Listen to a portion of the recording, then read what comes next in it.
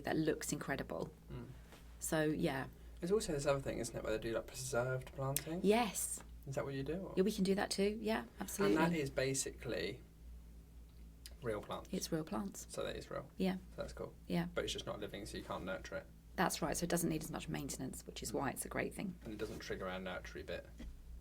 Maybe a little bit more so, actually. It does have that tactile quality to it. Have you touched a moss wall?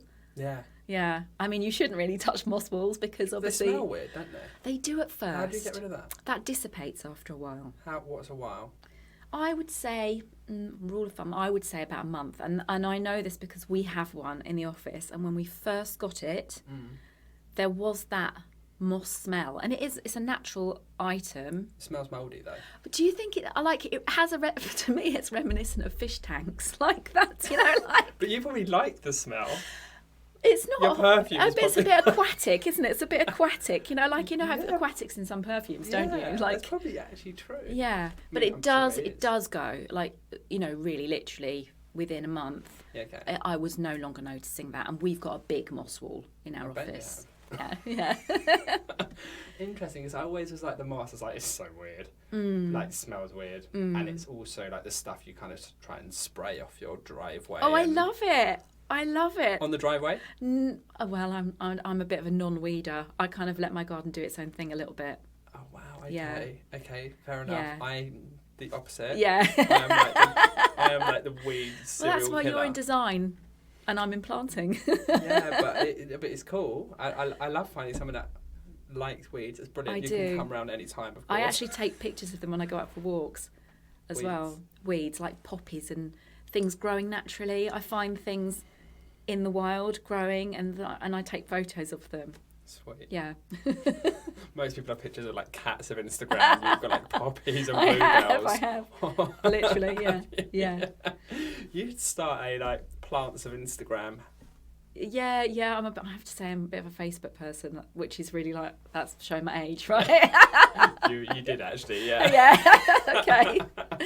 Oh no, that's interesting. That's really cool. I love that, and I love that I can actually get behind that in terms of getting a brief together, getting it over early.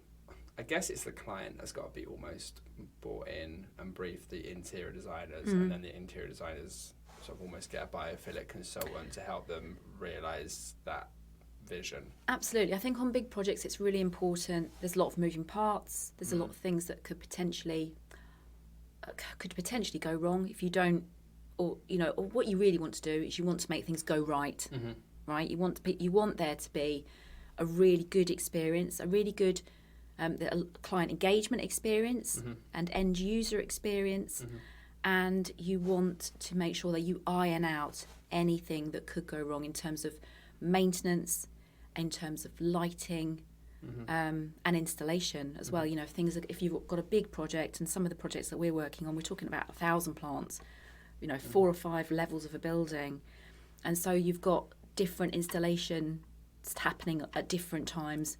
The project completion dates are going to be really important for the client, and the earlier you can get involved in that project, the more you can control all of those parts and make sure that nothing goes wrong for the client.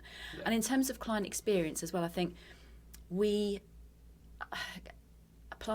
I think designers can sometimes think of planting as a last minute thought, as a soft furnishing, dressing, which it's not. It's so much more than that in terms of what it can do for you, in terms of how it makes you feel, but actually the engagement from the client side. So, for example, we had one client, Legal and General, and we were engaged early on in a project from the client, and we were able to really enhance the project with storytelling that connected the planting to the place, to the culture of the company. So what we did there was, we knew that Legal and General had this beautiful logo, the famous umbrella logo, and we had a hero plant for their planting scheme, which was the Chevalier, the umbrella plant. And so it actually looks like an umbrella. It kind of has the stalks are quite long, and then the leaves kind of come out over it. That's so cool. Yeah. So it's beautiful. It's a lovely plant, and it's quite a cute plant.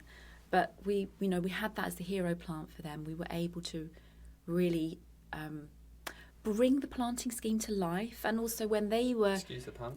yeah, but when they unveiled their new space, they could say, this is the plant that we've chose for this project because it echoes our logo. So you're going to find this plant around in most of the displays as a prominent feature.